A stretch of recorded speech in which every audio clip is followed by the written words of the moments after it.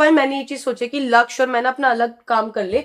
नमस्ते दर्शकों। मुश्किल की इस घड़ी में जहां सभी ने छोड़ दिया पायल का साथ, वहीं कृतिका मालिक और लक्ष्य ने भी छोड़ दिया पायल को अकेला। जी हाँ, बताते चलें कि जहां अरमान मलिक कर रहे थे एंजॉय लक्ष्य के साथ, वहीं कृतिका ने भी छोड़ दिया पायल का साथ। जैसे आपको मालूम है कि पायल हुई थी बीमार और वो हो गई थी डिप्रेशन में। वहीं पे पता चला कि उनकी फैमिली में हो गए हैं दो बड़े हादसे। जी हाँ, पहले पायल के बहनोई का हुआ अंतिम संस्कार और उसके बाद पायल के पिता को हो गया ब्रेन हैमरेज। ब्रेन हैमरेज के बाद पायल के पिता की दिमाग की नस फट गई, जिसकी वजह से वो वेंटिलेटर पे हैं और ले रहे हैं अपनी आखिरी सांसें। वहीं बताते चलें आपको कि पायल के भाइयों ने भी लड़ाई की पायल के साथ और पायल को कर दिया जख्मी और पायल को मिलने नहीं दिया अपने पिता से। तो उसी दौरान लक्ष्य और कृतिका ने भी कह दिया है कि उन्होंने नहीं रहना अब मजीद पायल के साथ, वो रहेंगे अब अकेले अपने नए घर में, जबकि पायल अपने बच्चों के साथ रहेंगी अकेले अपने पुराने घर में। तो आपको क्या लगता है कि क्या सब सही कर रहे हैं पायल के साथ, या हो रहा है पायल के साथ जुल्म? हमें कमेंट्स में ज़रूर बताएं और मज़ीद ऐसी वीडियोस को जानने के लिए हमारे चैनल को सब्सक्राइब करना मत भूलिएगा। मिलते हैं एक नई पायल को ना पूरी रात से इतनी खांसी हो रही थी, इतनी खांसी हो रही थी, पूछो मत। मतलब उसको नींद ही नहीं आ रही थी। कभी वो उस कमरे में सो रही है, कभी दूसरे कमरे में सो रही है, कभी दूसरे कमरे में सो रही है। तो उसको रात को चाय भी बना के पिलाई। मैं बोला चल डॉक्टर को लेके जाते हैं। उसको ना अभी सीरम दिया रात को, तब जाके वो सुबह सोई है 6-7 बजे, और अभी सो ही रही है।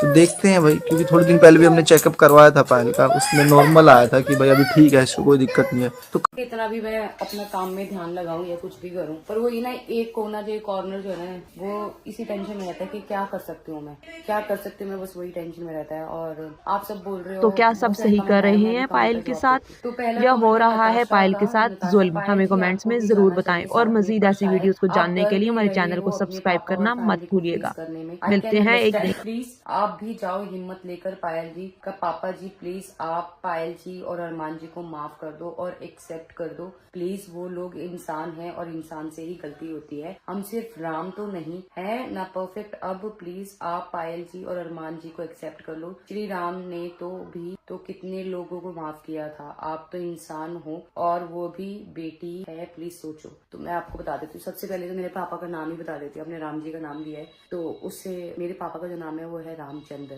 मेरे पापा के नाम में भी भगवान का नाम आता है। और दूसरी बात, जैसे कि मैंने आप सबको बताया कि मेरे पापा किसी को भी नहीं पहचान पा रहे, चाहे वो मैं ही क्यों ना हो और चाहे मेरी और बहनें हो, भाई हो, कोई भी हो, मम्मी हो, पापा हो, किसी को भी नहीं पहचान रहे। उनकी जब से ब्रेन हैमरेज हुआ, उनके दिमाग की जो नस फटी ना, उसके बाद किसी को भी नहीं पहचान पा रहे। और बहुत पहले की बात है, मुझे अच्छे से याद है, जब मैं अपने माँ बाप के साथ रहती थी, पापा के साथ रहती थी, तब से मेरे पापा को ना बीपी की प्रॉब्लम थी और उन्होंने थोड़ा टाइम बीपी की दवाइयाँ ली थी, शायद उसके बाद वो दवाइयाँ ली नहीं। तो जब ये ब्रेन हैमरेज हुआ ना, तब डॉक्टर्स ने बताया कि बीपी की दवाई लेना बहुत जरूरी है और ये जो है बीपी की दवाई आप स्टार्ट करो। ये सब मुझे, तो मैं कोशिश कर रही हूँ। आप इतना अंदाजा लगा सकते हो कि अगर मैं इतनी सारी चीजें वहां से निकलवा रही हूँ, पता कर रही हूँ, तो मैं अपने माँ बाप से मिलने के लिए कितनी तड़प रही हूँ, मुझे भी पता है। पर एक पता, हर एक चीज का मौका होता है। अभी मैंने ये सोचा है कि सबसे पहले ना मैं अपनी बहन के पास जाती हूँ, जिसके साथ ये हुआ है, जिसके साथ ये प्रॉब्लम हुई है, मैं उसके पास जाती हूँ, सबसे पहले उससे मिलती हूँ, क्योंकि उसका दुख उसके अलावा कोई नहीं समझता। उसकी लगा लो उसकी पूरी दुनिया खत्म हो गई है उसका,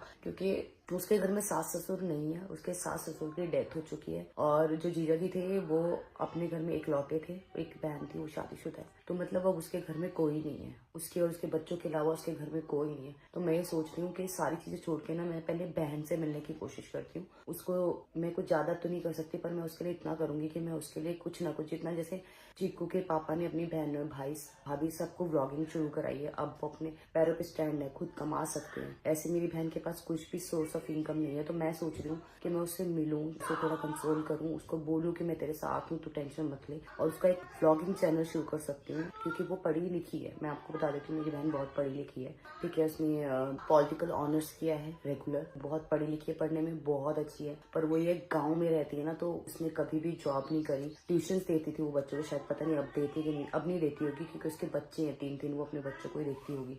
तो तो मैं ये चाहती हूँ कि मैं उसको पहले थोड़ा सपोर्ट करूँ। पापा की भी दवाइयाँ तो चल ही रही हैं जहाँ भी चल रही हैं। दोनों इतना नहीं पता लगा भी पापा घर पे के हॉस्पिटल में, पर इतना पता लगा है कि बीपी की दवाइयाँ उन्होंने बंद करी थी, जिसकी वजह से ये प्रॉब्लम आ रही है। तो जितने भी लोग हैं, मैं यही बताना चाहूंगी, जिनको भी बीपी की प्रॉब्लम है, प्लीज अपनी बीपी की दवाइयाँ ना छोड़ें। जो प्रॉब्लम हुई, जैसे मासी के साथ भी ऐसा हुआ, मासी की भी नस फटी थी उनके सर में। मेरे पापा को शुरू से सर में बहुत दर्द रहता है, बहुत दर्द रहता है। मैं जब अपने घर पे थी, पापा को दवाई भी देती थी और सर भी दबाती थी। पापा का सर हमेशा मैं ही दबाती थी, उनको दर्द में आराम में दिलाती थी। एक कमेंट और आया था कि मेडिका, वो लिख रहे अगर आपके पास नंबर तक नहीं है और ना एड्रेस है तक नहीं है तो आपको कैसे पता लगा जी आप बीमार है। तो मैंने आपको बताया था, मेरी जो फ्रेंड है नेहा, वो बिल्कुल मेरे जैसे, ये मेरा घर है और सामने वाली गली में वो रहती है। अभी तो वो हैदराबाद में शिफ्ट हो गई, पर उसकी फैमिली, उसकी भाभी, उसका भाई अभी भी रहते हैं वहाँ पे। तो वो मेरे घर की सारी डिटेल्स, जब भी मुझे कुछ भी पूछना होता है, कैसा चल रहा है, क्या चल रहा है, सब कुछ, तो वो मुझे बताती है। ठीक है, उसने मुझे ये बताया था सब कुछ। और कहने को मेरे पास मेरे सारे परिवार का नंबर है, पर वो ये हिम्मत नहीं होती कि मैं उनको फोन करूं, उनसे बात करूं। मेरे पास मेरे पापा का नंबर भी है, मेरे भाइयों का नंबर भी, मेरी बहनों का नंबर भी, मेरे जीजा का नंबर भी, सबका नंबर है मेरे पास। मारा मम्मा को। जी। अनु क्या खाया? लड्डू खाया कि रसगुल्ला खाया? ज्यादा आपने क्या खाया? गुल्ला।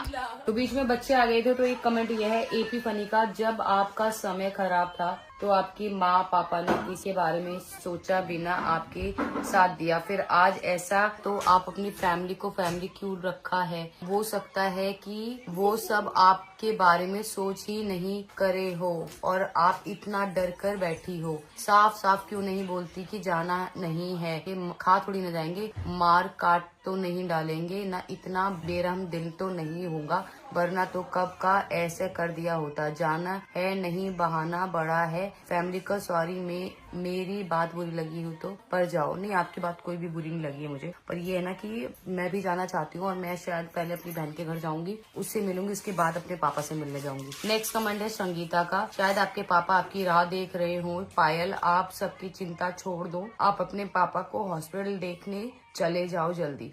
तो मैंने अभी आपको यही बोला है कि सबसे पहले मैं अपनी बहन की हेल्प करूंगी, मेरी बहन से मिलने जाऊंगी, उसके बाद अगर वहाँ पे सब कुछ ठीक रहा तो फिर मैं पापा के पास जाऊंगी।